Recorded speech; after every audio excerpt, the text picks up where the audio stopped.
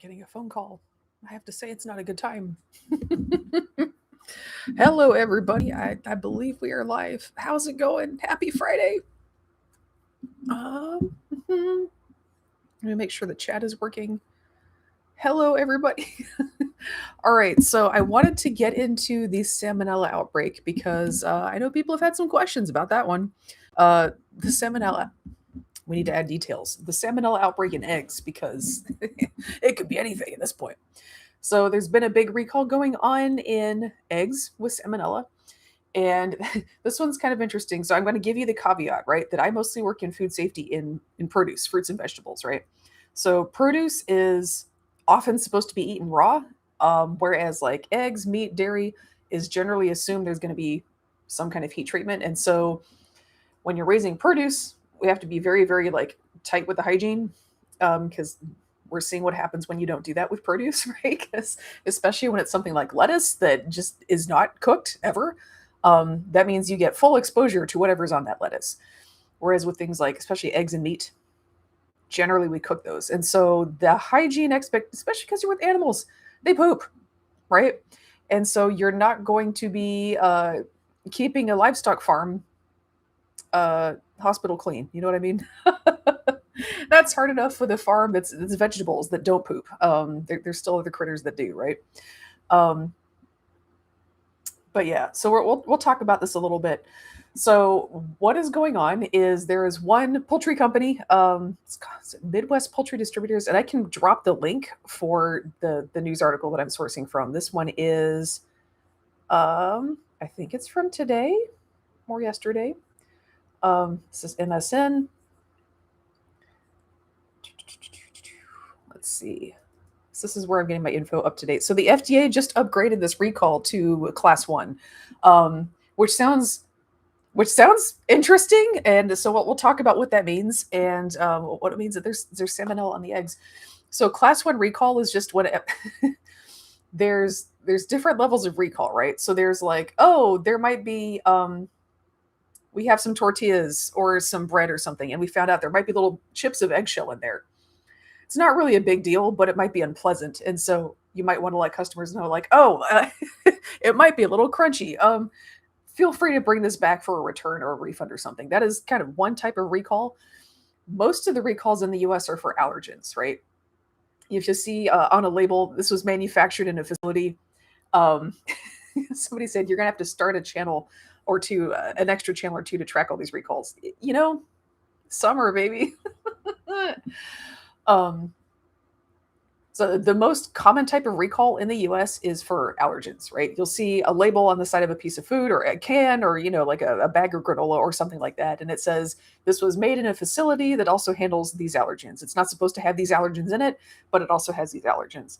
And sometimes you'll just mess that up. You don't always know what else is being manufactured in the facility that's making your food that day. So the way a lot of food is made, there's like contract kitchens. So there's, somebody will say like, I'm starting up a food handling facility, a food hub, if you will, just like a professional grade food hub. And if you're a company like, especially like the smaller regional companies, like I'm making granola, I'm making a spaghetti sauce. Rather than start your own food processing facility and handle all of that, you'll go hire some space at a contract kitchen and you'll hire them to make it for you. And so you have these basically professional sized food hubs that are making all kinds of things in their kitchens. And and so you don't always like keeping track of everything that everybody is making in one of those facilities. It should not be that hard. And yet you have a bunch of customers coming in and out. Sometimes they're changing their recipes because the cost of different ingredients changes. And so if everybody's not being totally up to date with everything, you can wind up with an allergen that you thought was not in your product and it could be in your product, right? So that's your most common type of recall. Somebody mentioned, thank you, Alaskan summertime comes out of a chicken's butt. Enough said. Yeah, I mean, you would think, and yet there's so much. The beginning of wisdom is, yes, it comes out of the chicken's butt. That is kind of the beginning and end of it, and yet there's so much more. Yeah, and somebody mentioned it's why for things made for school specifically have to be in a tree nut free facility, peanut free facility. exactly. Because there's that much difficulty with tracking. Like if you're having a food item made in a contract kitchen where all kinds of other people are also handling food in there, you don't 100% know. Like they could bring in a new ingredient, they could try a new recipe, and next thing you know, now your granola has been made in a facility that has an allergen that you didn't know about. It's not labeled for that. So, um, yeah. So that's the most common type of recall is there's an allergen that we're not expecting to be in there, and it is. So that's usually not, oh no, the allergen is in the food. It's just like, oh, somebody was handling that in the facility, and so some dust could have gotten into our product. And if somebody's really allergic, that can still hurt them. So we should tell people. That's the most common type of recall. Um, a class one recall is when like, oh yeah, this food is going to hurt people for sure. It's not just like people with allergies. That's still a problem, but it's not like most people don't have allergies to allergens. You could get a class one allergen recall if it's really bad. Um, but a class one recall is like, oh, this food is like mega contaminated with something that's like really not good. We have to get this off the shelves. It's not like an advisory. It's not like a, oh, just letting you know there's an allergen. It's like we have to get this off the shelves. So that's what a class one recall means. Um, let's see. So there's a few different directions to go with this. One is, I guess, like how does salmonella get on the eggs? Salmonella it can live in guts. It can live in our guts. It can live in chicken's guts. We don't want it to be there because for us, it's generally not good. Like you can have some people with an asymptomatic infection. That was, Typhoid Mary. That was she was a person who had an asymptomatic infection. And every time you go to the bathroom, if you're not washing your hands because it's the 19th century, then you get a little bit of salmonella on your hands. She was cooking and it would get into other people's food. And not everybody can get that and be asymptomatic, and so that can cause people to be infected. There's been a lot of discussion since then of like maybe it wasn't fair to jail her. Maybe we should have just invented hand washing, which I think is accurate. But that's salmonella, right? It causes problems for most people. A few people can have it in their guts and kind of like not be symptomatic. And it's similar thing for chickens. It's not great for them. They can keep on trucking, but I think generally you prefer your poultry to not have salmonella in their guts, both because it can make people sick when we eat the eggs if it's in the eggs, but also it's not great for chickens. Like I think it's kind of a GI issue for them as well. People who actually do veterinary can double check me on that. So again, I do vegetables. I want to give you the caveat that like I do produce. Okay. So that's salmonella. The way it gets onto eggs is chickens only have one hole. So like humans, we can have up to 3 holes, right? One for feces, one for urine, one for reproduction. And chickens and birds in general do all that through one hole. It's called a cloaca. Their digestive tract and their reproductive tract come out the same hole, right? Fun fact, so did dinosaurs. Dinosaurs also had one hole. So we suspected as much because their closest living relatives are birds and like crocodiles. And birds and crocodiles both have one hole. They have a cloaca. There's just one opening for everything. So we're like, well, dinosaurs are probably like that too. And then we found some fossils of like a dinosaur booty print.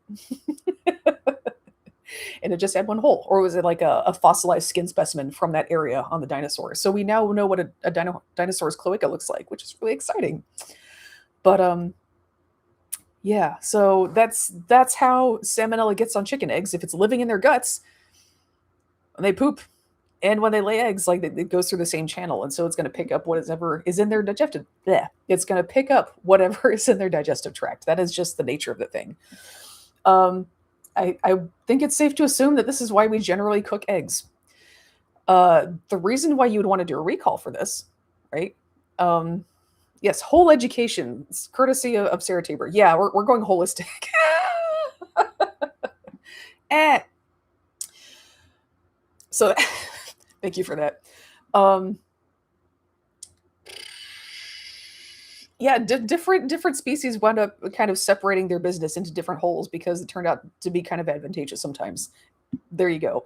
I guess if you're laying your offspring through an egg and they have an eggshell protecting them from the digestive leftovers, then it's okay. But if you have a baby sliding out through your poop chute and it's a mammal, so they have no eggshell on them, I mean, it's not the same anyway.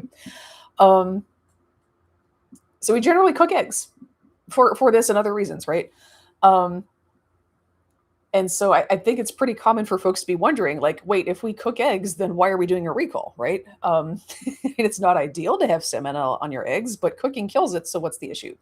So a lot of people like to cook their eggs runny, right? You do a fried egg, it's a little bit runny. You put it in. You do scrambled eggs. A lot of people like it kind of runny. A lot of people like to make raw cookie dough. Guilty, right? I haven't done that for a while, but like, if you're gonna make chocolate chip cookies and you're not gonna eat some of it before you cook it, like, what are you doing?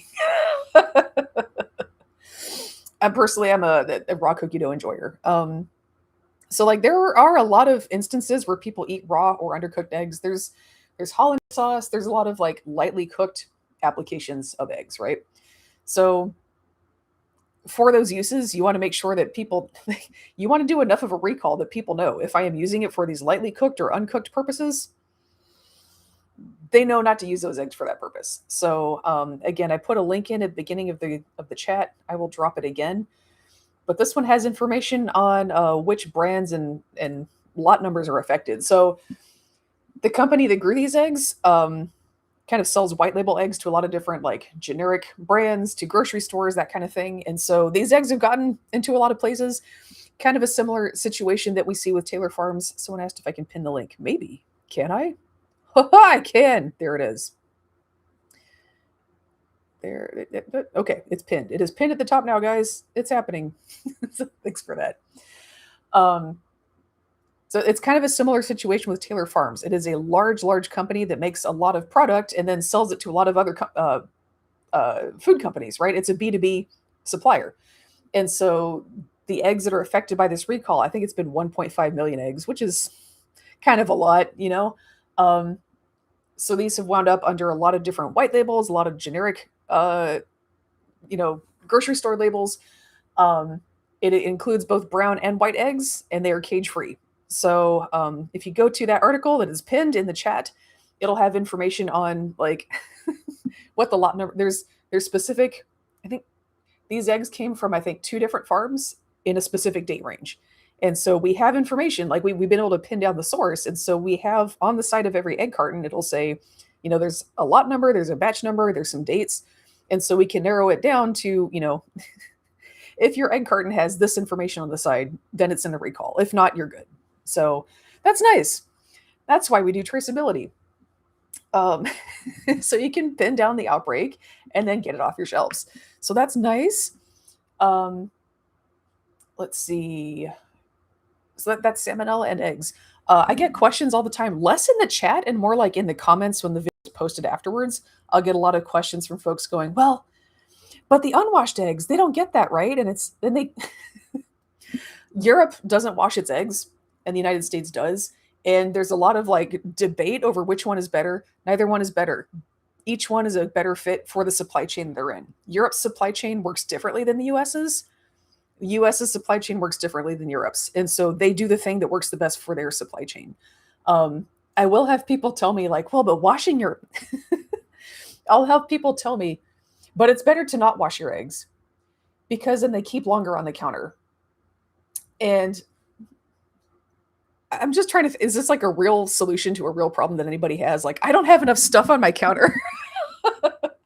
Also, even when they're washed, eggs keep for weeks. And so does anybody really have trouble going through their eggs like that where that makes a difference? I don't know. I'm a little bit lost on that.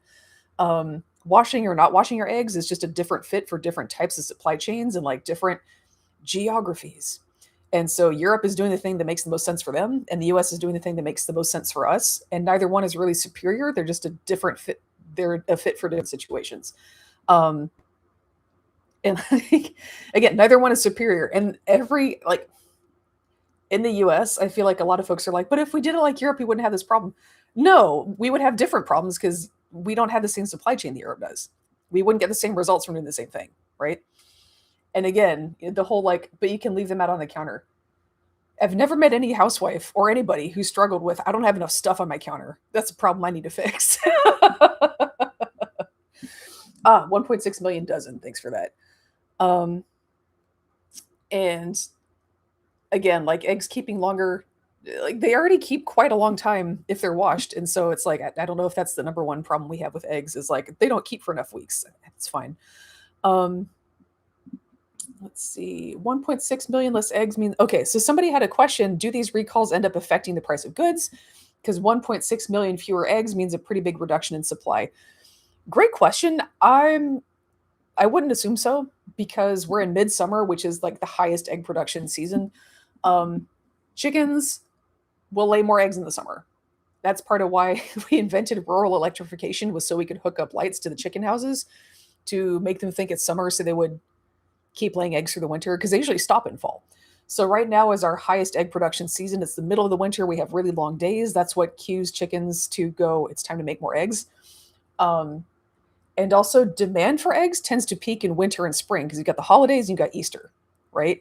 So we have right now the highest egg production in the year and kind of a lower period of demand. So I guess if you're going to lose 1.6 million dozen eggs, now's the time to do it.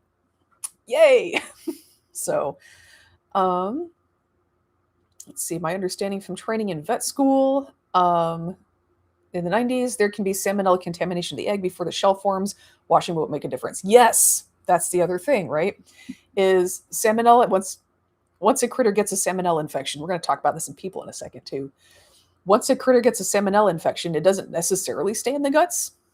It can travel, right? It can be other places in the body, including the egg making apparatus, right? Especially because it's hooked up to the digestive tract, right? It can travel up the digestive tract pretty easy. Excuse me.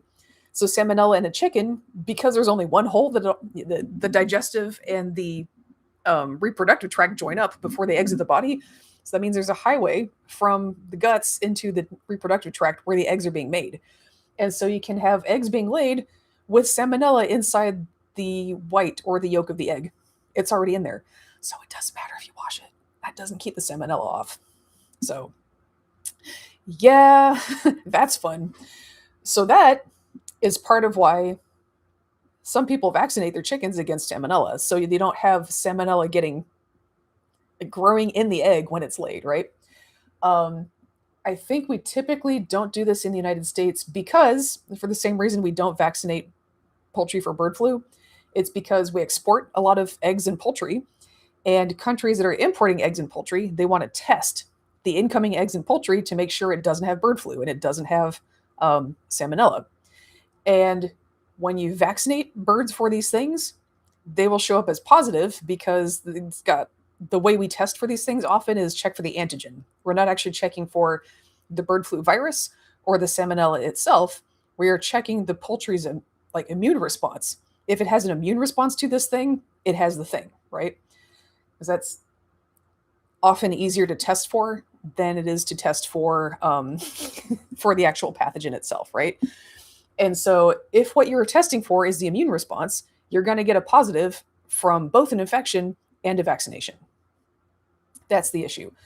So we have had to come up with something that we call DIVA, that is differentiating infection from vaccinated animals, or sorry, differentiating infected from vaccinated animals, DIVA, right?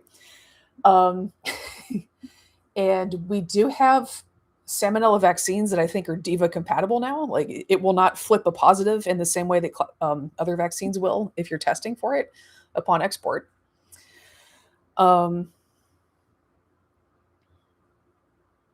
Let's see.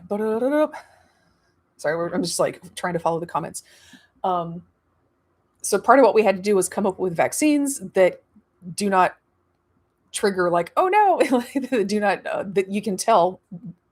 You need to have vaccines that you can tell apart from a vaccinated animal apart. Oh my gosh, I can't speak English.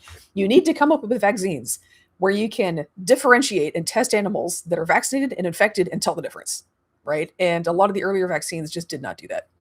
So yeah, the testing is for antibodies, not the antigens. Yep. On the verge of swearing off eggs, you don't got to do that. Just cook them. You know, the recall is for like, don't eat these eggs raw, don't eat them undercooked, don't eat them lightly cooked, just cook them. Yeah. Salmonella is nasty. Yeah, I got salmonella in Mexico when I was a healthy young man, almost died. It is no joke. Yeah, that's the thing. I think people kind of hear, and cyclospore is a great example of this. It's very dramatic. It's explosive diarrhea, but is not very lethal. I think last I heard, and I'm behind on this by about a week, last I heard we had 22,000 infections that we know of and 4 people dead. Those numbers are going to be different now, but that is like the most up to date info that I have. So cyclospora is not that lethal. Um, Other things are worse for you, right? So, and especially if you're this guy's like, I was a healthy young man, especially if you have young children, elderly, immunocompromised, it can be really dangerous. And even if you're a healthy young adult, this stuff can be bad. So there's a reason we're doing the recall. And again, cooking works great. So, um, in gay club culture, the diva principle is something totally different. Agreed. Yeah. The Venn diagram, veterinary science, gay club culture. There's some overlap, but it's not that one. I don't know. Um, yeah, someone also notes you can get pasteurized eggs for any baking uses or cooking if you're using a recipe where the eggs are lightly cooked or raw, you can use pasteurized eggs. Like we have that at the store, like in the little carton. Um, and that's kind of fun because the I think the carton often goes like if you're in the egg facility, like collecting all the eggs and putting them in packages, you're gonna have some eggs that have hairline cracks and stuff in them. Well, you can't put that in the carton; they're gonna go bad. It's gonna be gross. And so what they do is they're like, okay, stick it in the like just crush it, juice that egg, and then pasteurize it, and we'll use it to make like the pasteurized like the egg in the carton. We'll use it to make that. So the pasteurized eggs in the carton, I feel like a lot of people kind of look at that like, well, that's just lazy, right? That's a lazy product for lazy people. Why are we doing this? Well, it's a great way to prevent food waste. Because if an egg is cracked at the food handling facility, you either have to like you can't sell it like that. You got to throw it away, or you can put it in the pasteurization process and sell it as like pasteurized egg in a carton, like a milk carton, not an egg carton. so, um, so that's nice. Let's see. So that's the thing we're still working on is like the diva. So we now have I think poultry vaccines for salmonella and bird flu that we can tell apart. This animal's been vaccinated versus this animal has an infection. We have those vaccines now that can do that. Now it's a policy issue, right? Because you still have to convince importing countries, okay, this testing protocol will work, convince them to use that. And then you also have the poultry industry in the US is now built around we don't vaccinate for stuff because of these historical export needs. So now the staffing and workflow on these farms is built around we don't need to vaccinate. Vaccinating livestock, especially poultry, can be really challenging. If you need to vaccinate a cow or a hog, it's a fairly large animal. You get a lot of like meat or milk out of one vaccination, shot. But with chickens, they're much smaller animals. You have to there's thousands of animals in a barn, and you have to, if you vaccinate them through water or food or like a mist in the air, I think is something we want to try. Then they can inhale it. But you can't guarantee that every animal is going to get the dose that they need, right? So the only way to guarantee that is to like pick them up and inject them. And then you've got, you're injecting a chick, right? So it's small. If you mess up, you can really hurt it. And you often have to do multiple injections. Like you have, it's like a lot of vaccinations, you have to get 2 or 3 shots in a row. And so you have to go through an entire poultry house of thousands of birds multiple times and hand vaccinate them all. It's a whole thing. And it's not like you can't do it. There are countries that do this, but when you have a poultry industry where it's the labor situation and the staffing is already built around we're not doing this, adding another thing, like the farms are just not going to want to do it. And so that's a whole battle, right?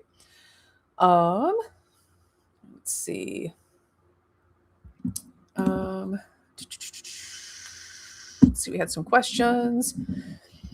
Yeah, I've encountered people who got organ damage from cyclospora. Yeah, that doesn't sound unusual. I mean, just anything that messes up, anything that gives you lots of diarrhea for that long can cause organ damage, especially if there's dehydration involved. Injury should be the standard, not death. Yeah, we want to get out of it not injured, not just alive, right? And then somebody asked, perhaps just appearance, but it appears that our food supply is increasingly chaotic, while price fluctuations, more recalls. Is that just me, or is there some common cause? Yeah, deregulation has quite a bit to do with it. I will say there's usually a lot of recalls going on. People just aren't paying attention. They're not usually as large and dramatic as we're having right now. But the recall scene right now in some ways kind of feels like it, you know the Men in Black movies, right? And at some point, I think in one of the sequels, the public finds out that aliens exist and they're freaking out, and it feels like being one of the Men in Black who's known about this for a while, and you're like dealing with this all the time, and then the public finds out and everybody's freaking out. That's kind of what it feels like working in food safety right now. Um, the public has been a lot more attuned to outbreaks happening and existing ever since COVID, right? Um, there are outbreaks going on all the time before COVID, and just nobody really noticed them. Every few years there'd be a big every few years there'd be a big bird flu or swine flu outbreak, and it just kind of like went under the radar. Like you'd see people talk about it on the news, but it never really made a flap. Um, there was the big E. coli spinach outbreak in 2006. There was a big Listeria cantaloupe outbreak in 2011. There was the Peanut Corporation of America outbreak, which was crazy. There's always been um, there's always been a lot of recalls. They just didn't necessarily penetrate the public consciousness the way they're doing right now. Um, let's see. Somebody asked, aren't chicks vaccinated for Merrick's disease? I don't know. That's a veterinary question. Like at that point, we're not talking food safety anymore. It's veterinary health management for chickens, and I don't do that. So that would be a veterinarian question. Perhaps a veterinarian in the comments could have some input on that, or in the chat. I don't want to. I would have to. I would have to actually look at data, because I don't like making good answers. Like, are there more outbreaks now? I don't know. Like, you'd have to look at some data to actually know that. What I do know is there are usually a lot of outbreaks going on, and they just don't get noticed the way they have been lately. The public has just been way more attuned to this stuff ever since COVID, which is good. It's good that we're paying attention now. But that can lead to the idea that like, oh, it's so much worse and we never used to have this problem. Absolutely, we did. It just got ignored. Somebody typed hoof and mouth disease and it autocorrected to good and mouth disease. I love that for you. That's nice. I want to live in that world. Um, let's see. Price disruptions as well. I think there's definitely more of that. And that kind of comes down, like, again, there have always been outbreaks, right? There have always been supply disruptions. There's always been fluctuations in the price of fuel that leads to fluctuations in the price of food. The reason we're seeing so much of it at the retail level now is because consolidation and deregulation. So it's not just that the food supply is going all over the place. That's kind of always been a thing, right? There has always been a lot of up and down in food availability and supply. And that usually just got cushioned out at the consumer level by competition. The companies might have to pay more, like the grocery stores might have to pay more money for eggs, but they don't want to pass it on to the consumer because there's enough competition that they will just go shop somewhere else. And so grocery stores would treat eggs as a loss leader for a while, right? That's what usually historically happened. So I think a lot of the price fluctuation that we're seeing right now is less about supply and it's more just straight up about consolidation in grocery stores. So that's more of a retail thing. Yeah. So I don't know. Like the thing that will happen when we have price spikes at the consumer level is we'll see in the news and we'll see the grocery companies and the food companies talk about, oh, it's because supply is short. They're saying that because they don't want to stop price gouging. Like again, this is coming from consolidation. Like the high prices come from consolidation. That's why the price is being passed on to the consumer. That didn't used to be the case. The companies that are passing the prices on, aka price gouging, in this way, and you can have a whole quibble on like passing on price versus price gouging. A whole lot of the spike in food prices that we saw, especially in 2021, did not come from the actual price of eggs and things like that went up. It came from increased profits from grocery and food companies. Right. So in the news, it says the supply is restricted. And so and so people panic and they ask fewer questions when the price goes up. Right. I don't know if I'm making a ton of sense right now, but there's a ton of reporting on this in 2021. And it's wild because again, I work in food. And so I feel like we already talked about this, guys. We figured this out in 2021. It's price gouging. It's rent seeking from grocery and food companies. But they go on the news and they tell you, oh, it's supply. We can't help it. That's called making an excuse. It is price gouging. So, um, yeah, I don't know what to say about that. Um, that's kind of what's going on. Um, I'm trying to think if there's anything else we need to cover with. Oh, I know we have to talk about with salmonella. Okay, so I recently learned, salmonella is not great for anybody to catch. One of the best ways to get salmonella from poultry is actually not eating eggs, even if they're contaminated. It's owning chickens because you're handling them. And if they've got salmonella, there's poop all over the place, right? Chickens just kind of poop constantly. One of the best ways to get salmonella from livestock is to own it, you know? And so always look out for that. Like we kind of figured out that, like, oh yeah, bird and reptile pets can have salmonella. That's why we have kids wash their hands. I feel like when I was a kid, like the grown-ups were very like, wash your hands before you come to dinner, because not to be like, kids used to play outside. Kids came into dinner dirty, and so the grown-ups would make you wash up before you came to dinner. And I don't want to be like, oh, people forgot that. But like, it's more chic to have backyard chickens now, and it's chic. We have a lot of different kind of more niche pets, like turtles, lizards, like snakes, that kind of thing. There's a lot more of that going on, and I don't know that our sense of hygiene has really kept up. Like, you need to wash your hands after handling your pet snake or your chickens, or your lizard and your turtles before you eat anything. You got to do that because they have salmonella and they don't know what toilet training is, like, you got to do that. The other thing is, salmonella in general is rough on people, but especially if you have sickle cell anemia, it is extra, extra bad. That is because sickle cell just kind of messes with your capillaries, including the ones that go through your intestinal lining. It's just a little bit roughed up in there. And so it's easier for salmonella to enter your bloodstream. And then your spleen does a lot of the filtering, and it doesn't work as well either because it's been damaged by sickle cell. So that is a big risk factor. There's the general, immunocompromised. If you're elderly, if you're really young, you're going to have more issues from foodborne infections. But sickle cell actually is a big one for salmonella. So, yeah. Let's see. Yeah, chickens, it can also be a problem because the waste products can dry out and then become dust, which gets all over things.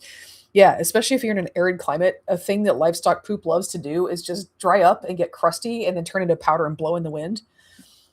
That is less of a problem here in the South because it's really humid and sticky. We don't have the same type of problem. We have more like liquid runoff, so that's fun. But yeah, that's the thing. If you have an arid and especially a windy, arid environment, you just get poop dust blowing on the wind, so that's fun. Let's see.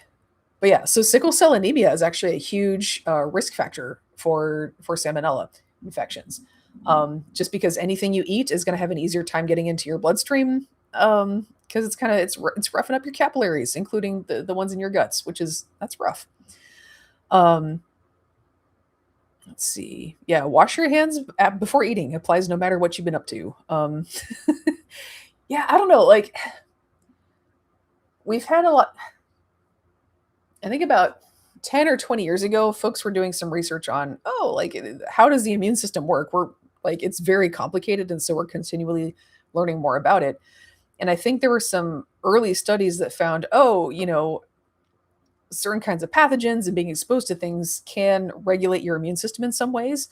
And so pop culture took that and ran with it in some really messed up ways.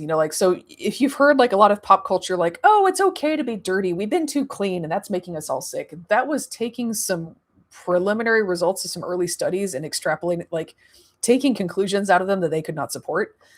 And so now we kind of have this pop culture to like, actually dirt is good. And I feel like parenting culture is less on making your kids wash their hands at the same time that we're having more backyard chickens and more like, lizards and snakes and other pets that can really carry salmonella. And I'm just like, oh, this is not good timing. So that's been fun. Let's see. What are we looking at? Sickle cell anemia in the US, like we usually think of it as like, oh, that's a disease that Black people get. but it is in fact a lot more widespread. That was kind of like the early understanding. It is very common, like that gene is very common in West Africa. Number one, black people are people, lest we need reminding, like, yes, it does count. Like, the way people think about this can be wild sometimes. Number two, the sickle cell gene can show up in Middle East, South Asia, like just anywhere that malaria has been really prevalent because it's hot. Mediterranean, that's a big one. So a lot of people who do not think that they are at risk of sickle cell actually have maybe higher risk of it than they think they do. So that's a thing to look at as well. Um, I'm trying to think what else we got. That's kind of it on Salmonella for today. We can, if anybody has questions, we can discuss it. This one's going to be maybe kind of quick today. Um, there's another fun update. I've gotten my first brand sponsorship, so if you guys have questions about that, that's kind of fun. Like, um, let's see. Yeah, I think also like a lot of those early, like they call it the hygiene hypothesis. Somebody said eating dirt to build your immune system, kind of like starting your fitness journey with a 200-pound deadlift. I think there's a lot of survivorship bias. Honestly, they're like people who grew up in less hygienic conditions have a stronger immune system. You're like, yeah, because their siblings who didn't died. you know, of course. Um, didn't they find the sickle cell gene tied into malaria resistance? Yes. So there's say how to, so everybody has like two sets of genes, one from mom, one from dad, right? If you have one sickle cell gene, you have much better malaria resistance. If you have two sickle cell genes, you have sickle cell anemia, and so it's like, this is another thing that drives me nuts is people talk about like, oh, they've got stronger genetics for fighting disease. There's not really such a thing as stronger genetics necessarily. um, if you're in a place that has a lot of malaria, sickle cell trait is going to be stronger genetics. If you don't have a lot of malaria, it's gonna mess you up, right? There's no such thing as like better genes. It's often just, is it a good fit for the area? Kind of like we talked earlier in this live stream about like Europe. Sorry, the US washes eggs, Europe doesn't. Which one is better? Neither one's better. They're just a good fit for a different situation, right? Um, and so yeah, it's a similar thing. Sickle cell is rough because even if you only have the one sickle cell gene, so it protects from malaria, but you can also still get health problems from it, right? This is a thing that took us a while to figure out. Um, and sickle cell just messes you up. And so because I work in agriculture in the South, you have to look at that in terms of like when people were kidnapped and brought over here and forced to work on farms. Number one, about a quarter of them had sickle cell anemia, so that explains a lot of the deaths. You know, they would have had a rough time at home in Africa anyway. But like being forced to work like that, boom, instant sickle cell crisis. You're dead. You're done. And then people who just have sickle cell trait, that can still cause problems. Because if you don't have enough oxygen in your bloodstream, if you're doing really hard physical labor, and usually this shows up nowadays in sports training. So if you're doing really tough athletic training, you can wind up with some anoxia in parts of your body. Um, and when there's not enough oxygen in your blood, people who only have one sickle cell gene, their blood cells can still sickle. And so you can still wind up with like an embolism. You can wind up with a sickle cell crisis, even though you don't have two genes for it, you only have one.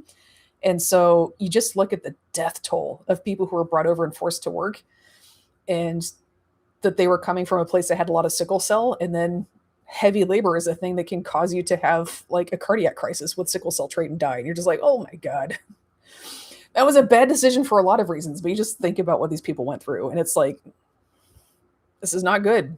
Don't force people to work. It's bad for so many reasons.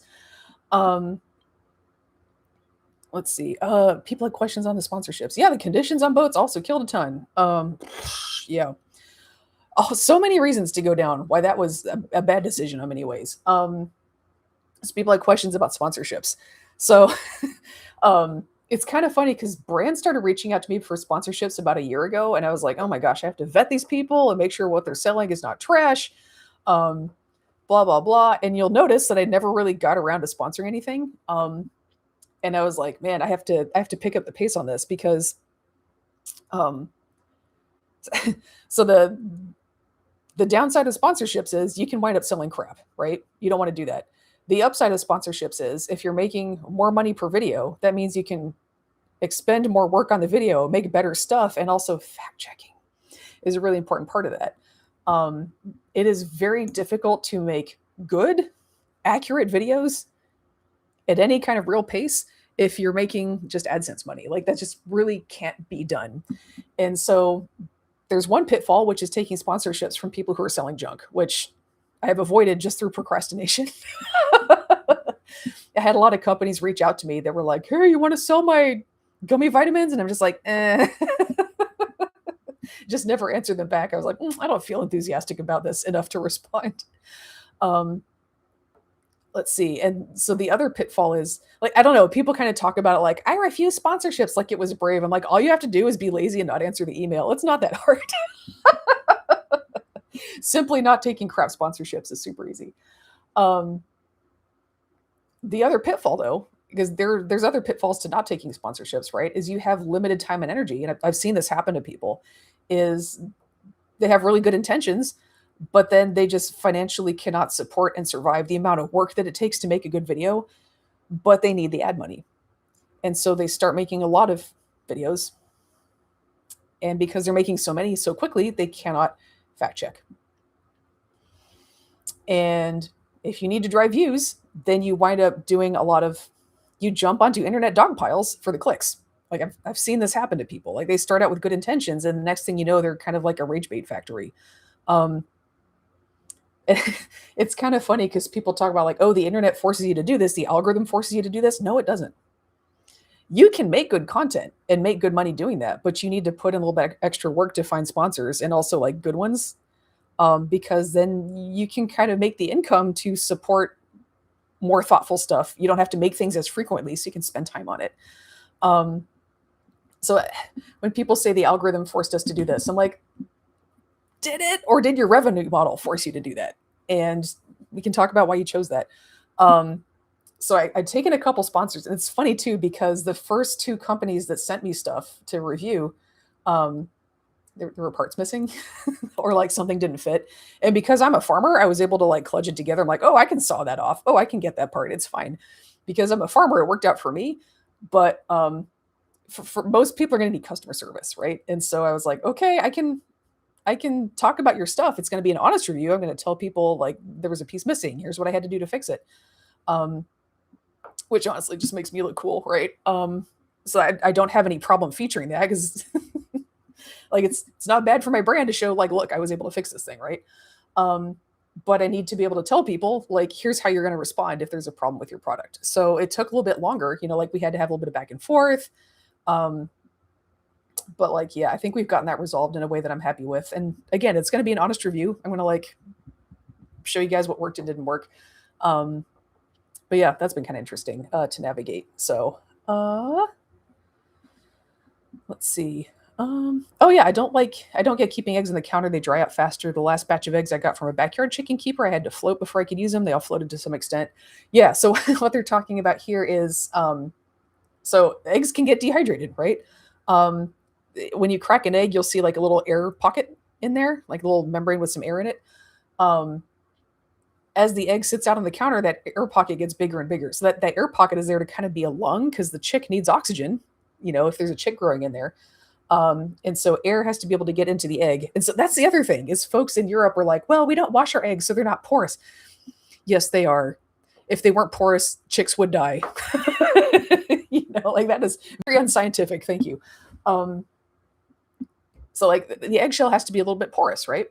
For the chick in there to get oxygen and survive. There's a little air pocket. And the longer the egg just kind of sits around, either the chick is developing or it's just unfertilized and it's sitting on the counter, it'll get the water inside the egg will evaporate. And so that air pocket will, like, the wet part of the egg will get smaller and smaller and the air pocket will get bigger and bigger. And then what they're talking about is floating the eggs. If you put an egg in a bowl of water and it floats, it's really dehydrated. Like there's just not a lot of egg in there anymore. And sometimes that tells you it's been out long enough that it's maybe not good in there anymore. So yeah. Yeah, lots going on there. Let's see. That's that about eggs and sponsorships. I don't know. That's just been kind of funny. anytime you get into like a business relationship with people, it's like you've made a new friend, but also we need to make sure we're doing like everybody's doing stuff. It's just, I don't know, like as someone who's done a lot of freelance contracting, it's just like, oh, we're doing this again. We're getting another customer, you know. Um, I think also a lot of people really struggle with sponsorships because like they view what they're doing on YouTube as art. They're like, this is my art, and we're going to pollute the art. Um, I've never thought of what I'm doing as art, for better or for worse. Like it's very work product. It's like the people who build houses. I don't think they're out there thinking like I got to make art. They're like we're building houses.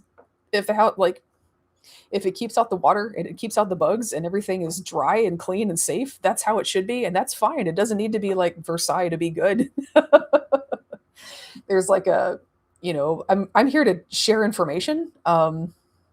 I don't know, like, and I've done so much freelance work that it's just like, I don't know. It's like, oh, it's another freelance client. Like, I'm not going to do it. I kind of view sponsorships the same way as I do freelance work. It's just like, okay, like if someone gave me an assignment, I'm not going to take an assignment that's going to be bad for people. But yeah, like I'll take a work assignment. Let's do it. You got Maria McDonald 345. I know a Maria McDonald who's in Europe now. Is it you? I want to know why European eggs have weak yolk membranes. They always break when I fry them. I don't know. I don't know. It could be like a variety thing. It could just be like chickens are bred for different things. Let's see. Okay. Because European eggs are unwashed and kept at room temp, they age and lose moisture faster, thins the vitelline membrane, and causes the yolk to rupture easily. Hi, Maria. Yes, it's me. Howdy. I think I've seen you running around before. Like live streams, like use a different part of my brain, and so I'm finally like comfortable enough to like really keep track of what's going on in the chat while talking at the same time. Although I'm getting mentally lost a lot during this live stream, so y'all can tell me how well that's working. Let's see. Again, I'm not a veterinary person. I can't confirm or deny this because European eggs are unwashed thing. It makes sense to me, but y'all double check that before you just believe it on my word. Unless Ingrid Arnold has been up here earlier going, I'm a veterinarian, then I will believe her. That's great. Yeah. So much going on. Let's see. Got an egg with an almost fully gestated chicken. A rooster got loose.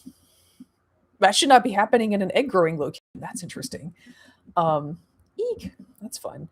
All right. Well, I think we can call this one good for today, guys. Yeah. Yeah, it could be some genetic differences, but I don't know for sure. Yeah, I don't know. Well, that'll be one to research. Your Googling is as good as mine on this one, guys. I don't know. Let's see. Wonderful. All right, y'all have a good one. Happy Friday. I have to do stuff on the farm this Sunday, which is why we're doing the live stream tonight. So unless plans change, then I'll be back on Sunday. I guess we'll find something else to talk about. But normally I do this on Sundays. Sunday we're locked into the farm because a couple people I need some help from can only do Sunday, so that's what we're doing. We're doing our hour of power out on the farm. Hour of power equipment. All right. Happy Friday, guys. Have a good night.